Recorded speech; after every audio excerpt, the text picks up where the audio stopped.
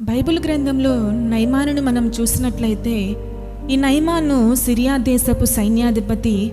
ఇతను భయంకరమైన వ్యాధి చేత బాధపడుతూ ఉండగా, ఇశ్రాయేలీల నుండి చెరపట్టబడిన ఒక చిన్నది ప్రవక్త అయిన ఎలీషా గురించి చెప్పినప్పుడు, నయమాను ఆ చిన్నదాని మాట విని ప్రవక్త అయిన ఎలీషా యొద్దకు వచ్చినప్పుడు, ఎలీషా అయితే నయమానును చూసి, నువ్వు యోర్దానులో మునుగుమని సెలవిచ్చినప్పుడు మొదట నయమాను నిరాకరించిన తరువాత సేవకుని యొక్క మాటకు విధేయత చూపించి యోర్దానులో మునిగినప్పుడు అతని దేహము చిన్నపిల్లవాని దేహము వలె మార్చబడుతూ ఉన్నదన్నమాట.